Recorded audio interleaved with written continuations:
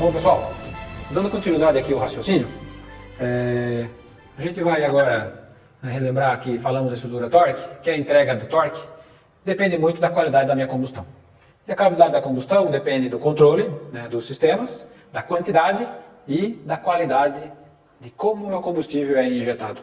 Eu não tenho aqui injetores, não consegui trazer, né, mas são peças de relojoaria, né, de usinagens, de metalurgia, de processos de fabricação extremamente refinados, ao qual a gente precisa sempre ter muito cuidado com a parte de manutenção deles, né? Não dá mais para ficar aí fazendo gambiarra e tal, caso se queira tirar sempre o máximo desempenho dos motores, ok? A parte 12, nós vamos falar um pouquinho do jato de combustível, né? É coisa pouca, mas eu acho que é importante para se ter em mente sempre essa mensagem viva, ok? Aqui comigo. Ao longo dos anos, né, isso aqui é uma informação também Bosch. Aqui no QR Code você tem acesso à bibliografia. Se lembrar lá do começo do curso, a grande dificuldade era como injetar o combustível. Era como fabricar pressão para pulverizar o combustível, para que o combustível pudesse, né, ser atomizado, ter gota pequena e misturar com o ar, então queimado da maneira correta, né, sem fazer muito hidrocarboneto e muita fumaça, né, que é a fuligem, que é carbono. E ao longo do tempo, esses processos evoluíram muito, né, evoluíram tanto em termos de comando, controle e também em termos de pressão. Okay? Um sistema clássico dos motores mecânicos, que muitos aí já devem ter trabalhado, né, ou estão trabalhando, que eram as bombas injetoras. Né, são eram acopladas diretamente no virabrequim e elas iam, né, nessa casa aqui é uma bomba radial, distribuindo o combustível já sob pressão para os meus bicos injetores. Né. O problema é que como a pressão evolui ao longo do processo, né, esse é um grande limitador, né, de como eu emissionar um motor atualmente, de como fazer as injeções. Né. Então eu precisava de mais flexibilidade, precisava de mais pressão disponível no momento que eu precisasse. Eu precisava de mais injeções ao longo de um ciclo. Então, o desenvolvimento natural foi através do Common Rail. Né? O que é o Common Rail? É esse reservatório aqui. Ó. É um acumulador, porque ele tem um volume, e ele também é um sistema que mantém pressurizado o combustível. Okay? Pressurizado da onde? Da bomba. Né? Então, essa é uma bomba que tem um controle muito fino, tem um PWM aqui, né, que dependendo da demanda de combustível, ela manda mais combustível ou menos, e eles vão ficar acumulados nesse cara aqui. Só que o tamanho, o volume do meu reservatório depende muito do volume de combustível que eu injeto. Porque, imagina só, né, os injetores estão sempre abrindo a agulha, e quando ele abre a agulha, ele coloca essa pressão para cá, então eu sempre tenho perturbações na pressão interna. Eu tenho ondas de choque que vão e que vêm. Eu tenho um sistema que pode falhar, que a pressão pode passar muito do meu limite. Então eu tenho que ter sistemas de segurança, eu tenho que ter um sistema mecânico, tenho que ter um sistema eletrônico redundante, né? Eu tenho sistemas de diagnose. Então é um sistema que ele é extremamente flexível, mas ele também precisa de um monitoramento muito confiável, muito robusto, né? Pois ele é bastante sensível às perturbações. Por exemplo, sensível à água, sensível à bolha de ar, né? Então eu tenho um sistema assim que é bem prejudicado. Então, o Common Rail ele é muito bom para fazer acúmulo de pressão e fazer múltiplas injeções, porém ele tem uma sensibilidade intrínseca do conceito. O Common Rail aqui, não necessariamente tem esse formato, que ele pode ser uma esfera, pode ser, né, pode ter volumes distintos. Então, existem fabricantes, ou seja, sistemistas, que têm volumes diferentes. Okay? Um detalhezinho aqui do Common Rail.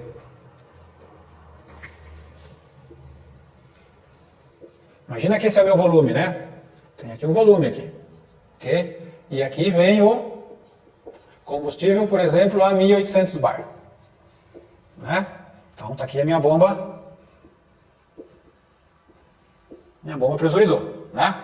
Minha bomba que está atrelada aqui ao meu motor, ok? Então esse cara aqui tem lá os injetores, né?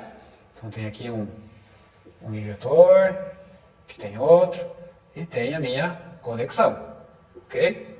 Então, quando o injetor abre, né, e joga lá o meu combustível, né, essa pressão aqui do interior precisa ser mantida teoricamente constante, né?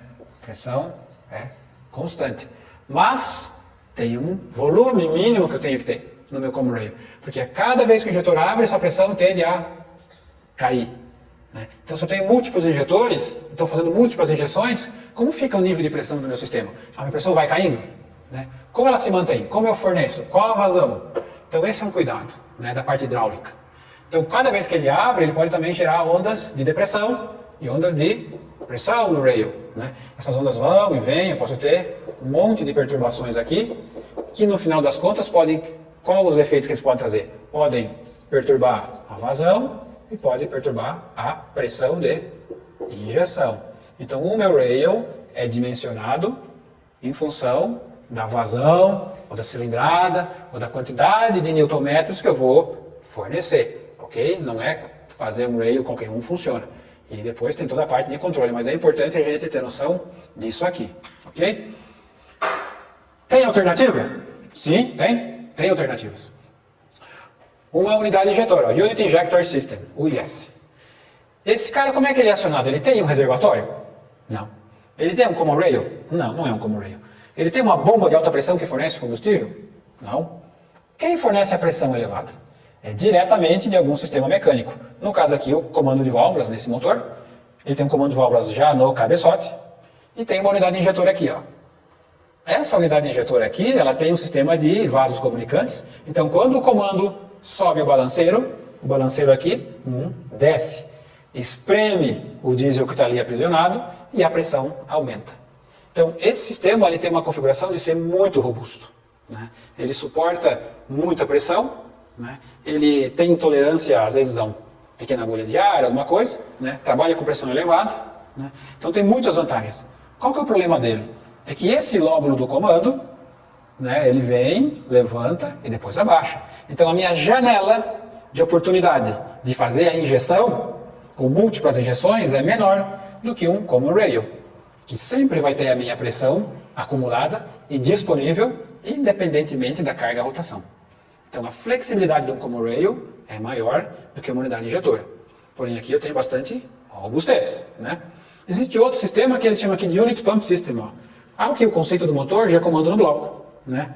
E o comando levanta a unidade aqui, que daí passa a pressão. Então eu posso ter um sistema tocado pelo próprio balanceiro, né? Ó, balanceiro, comando, balanceiro direto, então tem menos sistemas, né? É mais preciso a lei. Ou então tocar a unidade bomba unitária, né? Que está aqui.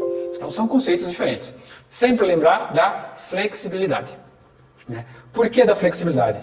Porque eu tenho que lembrar das minhas emissões de poluentes e tenho que lembrar do meu também conforto de dirigir, ruído, né? É algo que a gente vai ver nos próximos capítulos, ok? Então eu tenho aqui 4 sistemas, né? Um mecânico e 3 eletrônicos, esse aqui pode ser mecânico também, né? Ao qual a gente pode então fazer a injeção do combustível, ok? Bom, e o common rail, né? Tem uma história para contar, né? Até coloquei aqui, ó, a história do professor Puy. O professor Puy é um professor extremamente renomado do Instituto Francês do Petróleo, né? Então ele tem larga aí meio século de carreira na área diesel e nos anos 90 ainda se tinha uma dúvida. Os motores diesel de passageiro, os motores pequenininhos, vão ser injeção direta ou injeção indireta? Então estava ganhando a corrente da injeção indireta, mas à medida que as coisas iam evoluindo, né, o professor Puy sempre acreditava que a injeção direta seria o futuro. E apesar do orçamento restrito, apesar da demanda maior ser para injeção indireta, eles mantiveram na empresa dele um pequeno grupo trabalhando na injeção indireta, né? E foi que os tempos mudaram, legislação, mercado e tal, que de repente, do dia para a noite, cara, agora tem que ser injeção direta. Então, para aquele grupo de trabalho que foi mantido, né, com base na experiência dele, de repente se transformou na principal linha de desenvolvimento de injeção de combustível, né, da empresa. E então mais uma prova, né, de que às vezes a experiência, a resiliência, a paciência de fazer as coisas, de como saber dirigir um time, né, sendo que você tem uma visão de futuro, vale a pena investir. Então eles tiveram um grande desenvolvimento, né, não perdendo tempo para começar tudo de volta, e foi assim um grande marco, né, ter o lançamento do sistema Common Rail e motor com injeção direta rapidamente, por causa da manutenção daquele tipo de trabalho.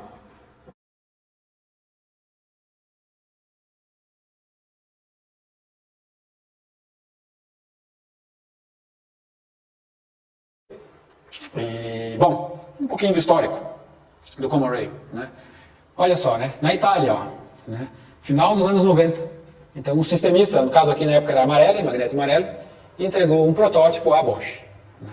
Na época, 1.350 bar de pressão de injeção para serem lançados em veículos, né, de passageiros, no caso aqui em 97. Evoluiu muito rápido. Ó. Então, 99, 2 anos depois, já tinha sistema de Common Rail em caminhão, no caso aqui a Renault, era um motor Renault mesmo. Né? 2001, 1.600 bar, então a segunda geração já do Common Rail, olha, 97 para 2001. Então, 2002, 1.600 bar para caminhão, então o sistema evoluiu muito rapidamente. Né? 2003, ó, 1.600 bar e já vindo com injetores piezoelétricos. Dentro do corpo do injetor existe um solenoide, mas esse solenoide pode ser substituído por um cristal piezoelétrico. O que isso quer dizer? Que o tempo de resposta de acionamento, o tempo de reação do injetor é muito mais rápido. O que faz isso? Ele proporciona um controle mais preciso do momento da injeção, quanto eu injeto, e ele também pode fazer múltiplas injeções. Ele é mais flexível ainda do que o sistema Common Rail com solenoides. Okay? Claro que tem o problema do custo, né? Com cristal piezoelétrico, manutenção, e parte de custo também daí pós-venda tem que ser avaliado com cuidado e depende muito do mercado ao qual você vai. Ok? E 2006 aqui, né, quarta geração, enfim, começou no final dos anos 90 e veio evoluindo sem parar, e o grande apelo é a flexibilidade de múltiplas injeções em função da carga de rotação. Perfeito? Aqui eu tenho um pouquinho do corte do injetor, né? Eu tenho aqui, olha a parte interna, né, onde entra o combustível, ó. Tem vasos que só aqui a agulha levanta, né? Então, existe farta literatura na internet, ao qual você pode procurar. E agora essa figura aqui, né? O que acontece? Acho que vamos dar uma olhada aqui no quadro. Vamos fazer aqui, ó, um injetor. Vou fazer um tamanho maior para a gente olhar. Aqui. Então está aqui o meu injetor. E está aqui o meu spray de combustível. Né? O meu spray, primeira coisa, ele tem um ângulo aqui, ó. Um ângulo alfa. Esse ângulo do meu spray aqui, ó, depende muito do tipo de câmara de combustão que eu vou ter.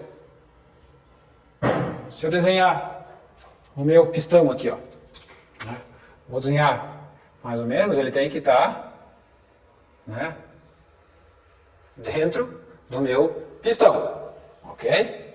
Tem que estar confinado aqui no meu bol, ó. Né? Por quê? Eu tenho que ter minha câmara de combustão confinando o meu spray.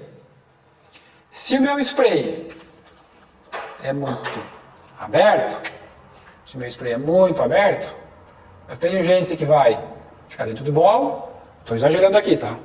De novo, sou ruim de desenho, né? E tem gente que vai parar, né? Tá aqui o meu pistão. Aqui minha câmara de combustão. O meu spray muito aberto vai parar na camisa. Se parar na minha camisa, né, eu vou ter diluição do meu lubrificante. Se eu for lá no cárter do meu motor, devo ver que daí tem bastante diesel lá no cárter. Então, além de eu ter pouco lubrificante aqui, eu vou ter diesel lá. Então, é uma tragédia. Né? Se o meu ângulo de spray é muito pequeno, pode ser que ele impacte muito fortemente o bol aqui. Então isso faz que eu possa ter gradientes de temperatura. Né? E gradiente de temperatura faz o quê? Trinca o pistão. Né? Okay? Então eu preciso colocar isso aqui no momento correto. E o meu pistão, né, ele tem um movimento. Né? De sobe e desce. Então, o momento que eu começo a injetar é o meu avanço. Na literatura, a gente encontra muito isso aqui, ó. SOI, que é Start of Injection. Mas eu tenho uma janela de graus de brequim para injetar. Eu também tenho um tempo para eu, né, terminar. Que é o meu End of Injection. Porque eu tenho por exemplo, 25 graus no meu break-in para eu injetar o combustível. Se eu comecei com 10 antes, eu tenho que terminar com 15 depois. Menos 10, né, mais 15. Então dá 25 graus. Então, por quê? Senão meu pistão já desceu e eu continuo a injetar na parede. Então a minha janela de oportunidade de injetar o combustível, ela é pequena. Então, quanto mais for flexível o meu sistema de injeção, quanto mais eu tiver pressão disponível o tempo todo, quanto mais rápido for a resposta do meu injetor, eu posso melhor aproveitar essa janela de oportunidade da minha injeção. E o spray, como ele é, o formato do meu spray, também tem uma grande parcela da contribuição, né? Agora, se eu olhar aqui, ó, na figura. Essa foto aqui é a Delphi. Então eu tenho aqui um injetor limpinho, né? Olha o jato bem igual. Eu tenho aqui 1, 2, 3, 4, 5, 6, 7 furos. Opa, é outra informação. Existem injetores com 7, com 9, com 11. Então, dependendo do motor, dependendo da aplicação, eu posso ter um número de furos diferentes. Então, além do formato do spray, eu tenho quantidades de furos diferentes. E a quantidade de furo, o tamanho do furo, o shape do furo, me dá o jeito do meu spray, que vai combinar com a câmara de combustão. Então, injetor de motor A com pistão de motor B, funciona? Funciona por um certo intervalo de tempo. Depois talvez tenha diluição, talvez tenha trincas, talvez tenha problemas sérios, né? Então, as coisas são feitas umas para as outras, é igual uma roupa sob medida, ok? E nessa figura aqui, ó, imagina, né, que a qualidade do combustível que eu venho usando não é boa. Imagina que eu tenho impurezas no sistema. Imagina que eu usei combustível já oxidado. Lembrar que no Brasil a gente tem, né, bastante, proporção até relativamente alta de biodiesel. Por exemplo, hoje estamos em 12%. O biodiesel ele é um éster, então ele oxida rapidamente. Ele fica velho, vamos dizer assim, né? 2 meses é o tempo que ele fica estável, até 3. Depois ele já degrada bastante. Então isso começa a fazer borra. E quando começa a fazer borra, eu começo a ter depósitos na cavidade do meu injetor, o spray já muda completamente o formato. Então aquela quantidade de combustível, o tamanho da minha gota, para onde ele vai, já muda completamente. Isso altera profundamente a característica do motor funcionar. Altera profundamente a característica da combustão. Então meu motor pode ficar ruim de pegar, pode ficar ruim de transitório, o meu motor pode começar a fazer fumaça, fumaça preta, fumaça branca, né? Pode acontecer um monte de coisa. Sem contar também no consumo de combustível, que tende a aumentar muito. Então, com o injetor com depósito, um injetor com borra, orifício danificado, caramba, isso aqui precisa ser trabalhado urgentemente, porque você vai ter uma cadeia de eventos que vai ser muito sério ao motor. Pode até realmente colapsar tudo, né? Então, muito cuidado. No caso aqui, ó, vamos lá. Tentar desenhar um outro. Vamos ver se eu saber o desenho certo, né?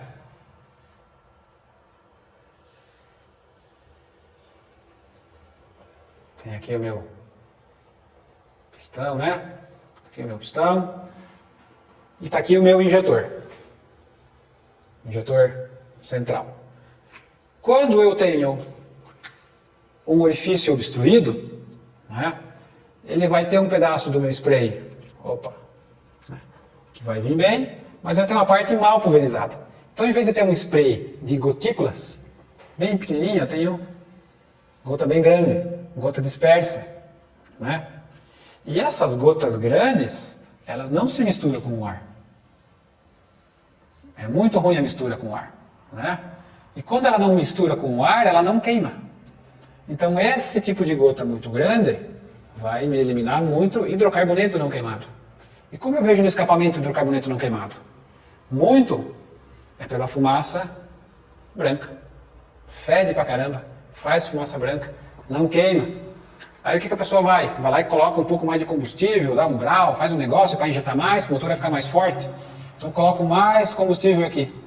Aí vem se juntar a fumaça branca, né? Vou até botar aqui, fumaça preta. O que é fumaça preta?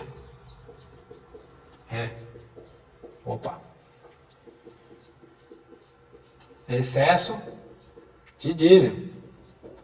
Cai a minha porcentagem de oxigênio.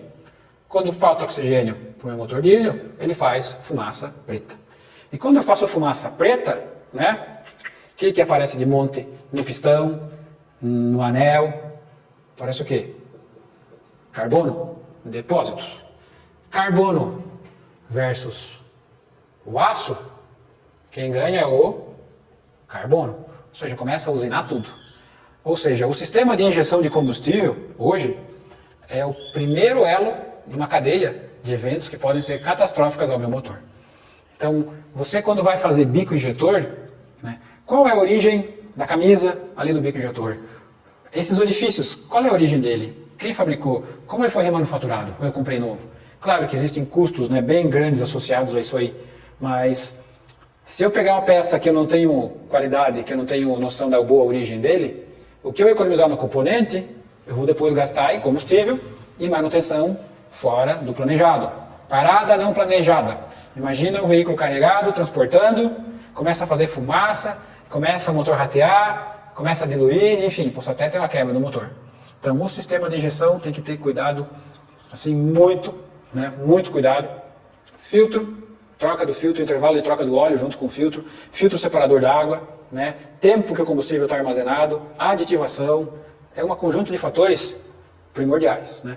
E qual mais evoluído for o meu motor, por exemplo, pegar um Euro 5, né, ou até indo para o Euro 6 que vai chegar, isso aqui é base de tudo, né? Se o sistema começar a falhar, tiver combustão ruim, a parte de sensoriamento, ou seja, a minha parte de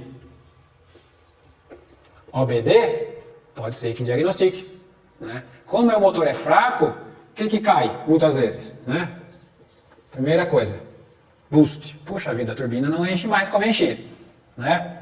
Como eu tenho então um monte de óleo, combustível e tal, esse cara aqui, né, no limite, pode ir, no caso do motor Euro 5, né? Esse meu óleo aqui,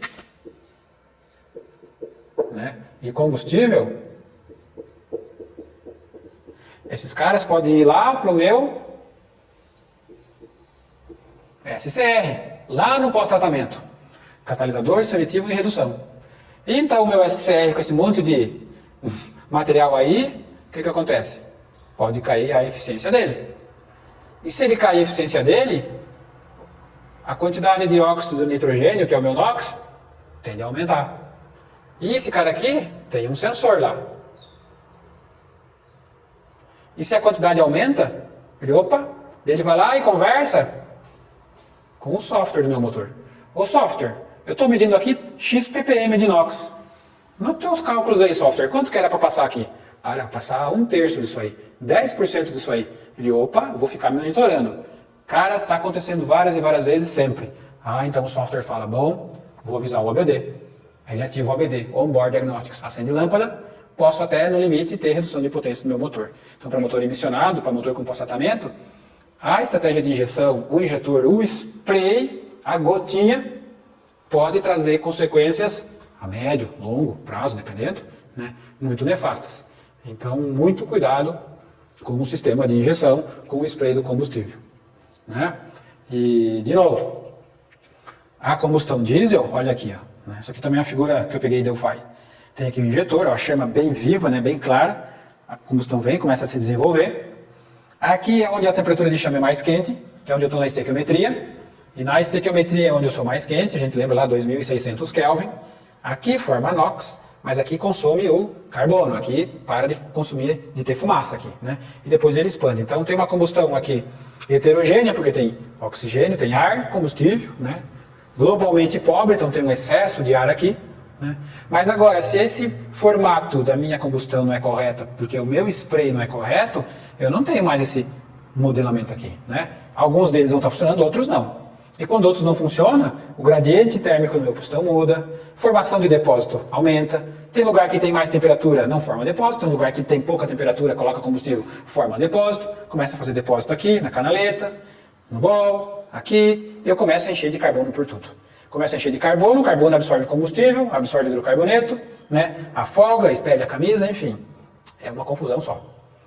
Ok? Então, relembrando do cuidado com os seus injetores.